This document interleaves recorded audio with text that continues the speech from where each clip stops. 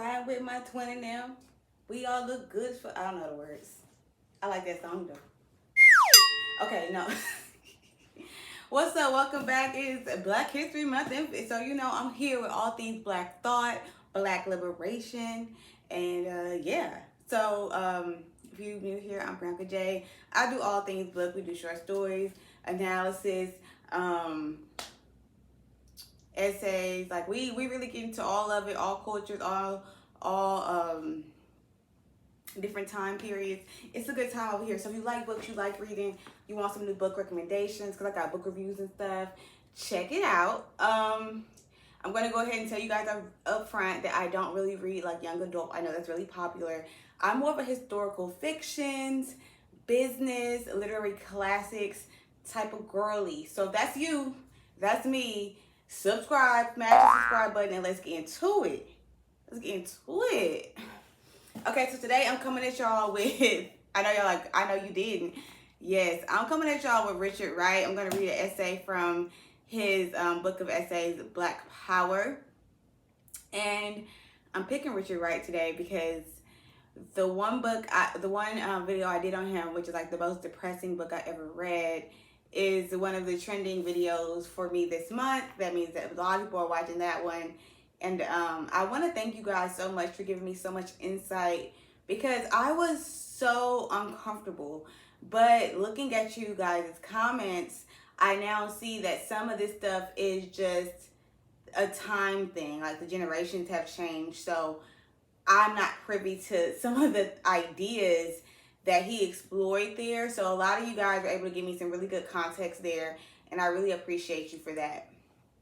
What I'm going to read today is really short, so we'll read it and then we can like discuss right here on the same video.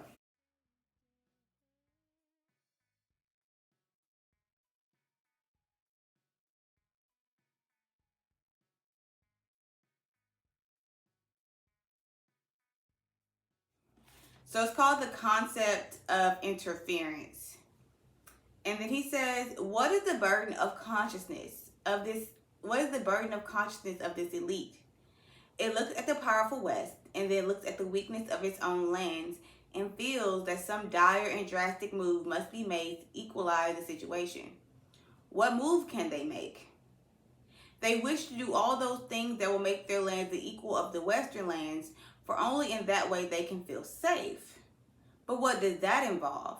This elite, you must remember, lives surrounded by powerful traditions stretching back into the remote past. It knows that any move it makes to extend the area of industrialization will be passively resisted by those of their own people who do not know the modern world as they do, who do not feel their sense of urgency.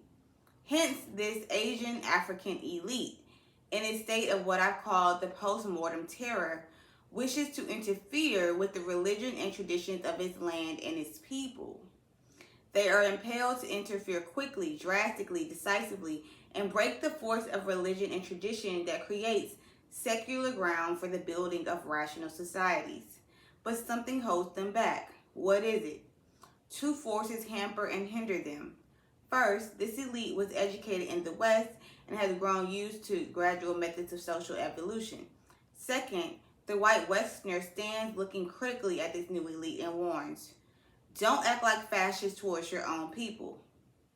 I wonder if the white Western world can appreciate this agony. I've called it the call of indecision. And then he goes on to explain that.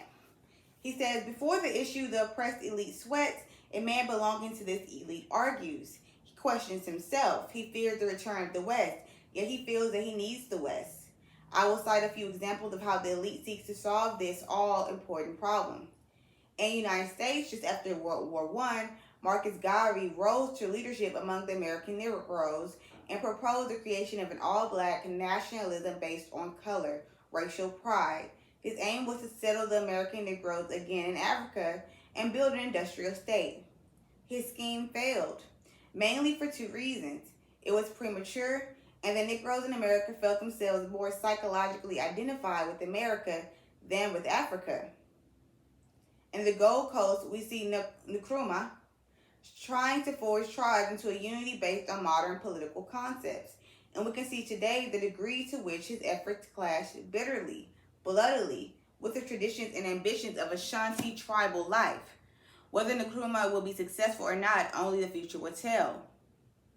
In Indonesia, the new government under and so sorry for mispronouncing this, Sastro Amidijojo, has called for his compulsory national service in order to step up the rate of industrialization and rehabilitation. In India, Nehru has had to set the guns of his police against the reactionary claims of tribes whose outlook falls far behind that of the Western educated elite. These actions are tragic. Where does the white West stand in this matter? With the tribes, with superstition, with the noble savage. Imagine the West sides with the tribes against the men whom it educated. They now find the naked tribal man a noble, wonderful creature. How selfish can you get? The West has had 500 years to protect those tribes. I say, let the elite try a bit. But let's examine this tragic conflict between the Western elite of Asia and Africa and their own populations. It can be stated without fear of contradiction that it would not exist if that elite did not have bitter memories and fears of the Western white man. The reason for this brutal push of the elite against its own people stems from the fear that if they do not quickly modernize their countries, the white man will return. So, instead of democracy obtaining in the newly freed areas, something hinting of dictatorship will no doubt prevail for a while, will prevail at least until fear of the West has died down. Listen to what Gunnar Misril, Executive Secretary of the Economic Commission for the United States, says.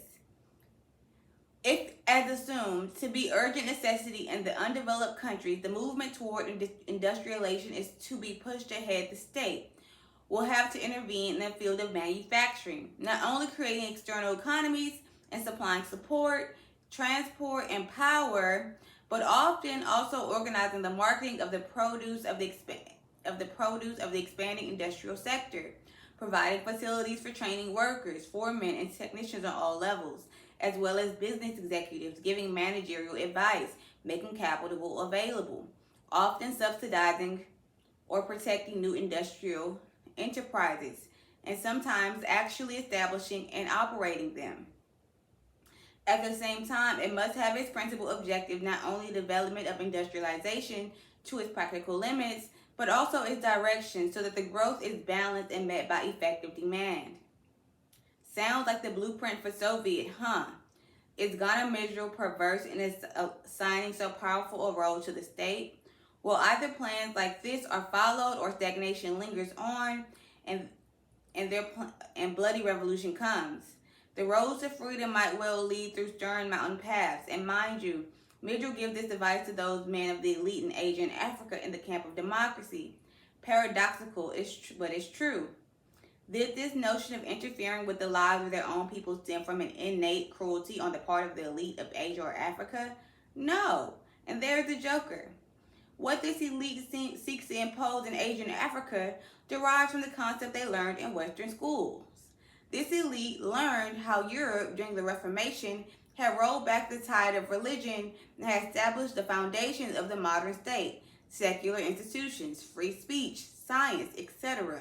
And what this Asian and African elite is now trying to do, under conditions far more difficult than obtained in Europe, is to rebuild their lands quickly in terms of self-defense. Do I make this point clear? The sense of urgency that rides the elite of Asia and Africa so desperately stems from a will again to be swallowed up in that way, in what they feel will be new slavery. This was the fundamental mood of Bandung. So, he has this part in parentheses. It says, not long ago, I had opportunities to mention this widespread notion of interference to an audience in Paris, and some young man imbued with absolutistic thought rolled in denounced me for advocating American intervention in Asia and Africa, which goes to show how propaganda can mislead the blind people.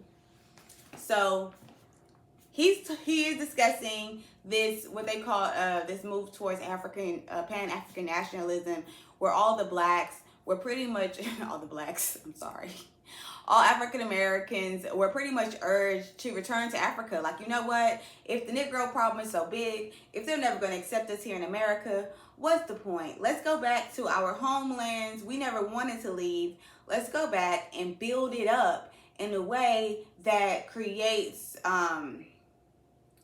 that's bigger than almost like the Western world, the U.S. And so what happens is there's a clash because these people haven't been around each other. So we have the Americanized black person going back to Africa to tell these native Africans how they should run their country and basing it all on these very American ideals. Well, conflict will arise. And so Richard Wright is talking about, one, the conflict that's going to arise internally between these two classes of people, but also the conflict of having the white man kind of looking over your shoulder and kind of telling you, be better, you know, don't make mistakes, almost like don't be me, right? And we hear, if we keep it a buck, a lot of the shameful things that has happened in society due to the dichotomy of white versus black and whites overpowering blacks in so many ways, it's kind of like the very thing they kind of tell us, like, be better, have a conscience, be morally superior. And that is something that, of course, I think we all feel the need to be, like, yes, of course. But and I think this is what kind of Richard Wright speaks of, is when you're on the ground level trying to work through these things and build up a new world, can you really put in place a democracy when we don't understand democracy in this way? Can we bring in these new concepts and construct them and make them all act immediately? No, we will need time. And I think when you are coming into a country or anywhere, and I'm sorry for the Game of Thrones reference, I'm going to give you a Game of Thrones reference. When we saw Daenerys start conquering lands, and I think one time she conquered this, like, one country that had slaves and they had these traditions. And she was like, dismantle the wheel. We won't do anything of that site. We won't have these fighting rooms. We won't have any of these things. And then one of the natives, one of the noblemen says, listen, yes, I understand you don't think it's right. I understand it doesn't make sense to you. I understand you think it's cruel and unusual. However, you are on our land. And if you want the people to love and respect you, you're going to have to compromise to the way in which we do things here. You can't come in here and disrupt our political standpoint and everything we do governmentally and disrupt our cultural traditions. You're going to have to find a way to build a compromise where the people can respect you because you're respecting them by adopting their culture, their language, their food, and whatnot. And I think